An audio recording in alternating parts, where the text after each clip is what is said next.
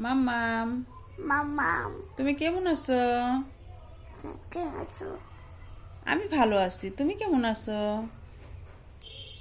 কে আছো? আমি ভালো আছি। তুমি কেমন আছো? ভালো আছে। ভালো আছো? তোমার হাতে কি? খেলে মাটি। কেলে মাটি। হ্যাঁ, কেলে মাটি দিয়ে তুমি কি বানাচ্ছো? ঠাকুর মানে ও, তো বন্ধুদের কিছু বলবা? না।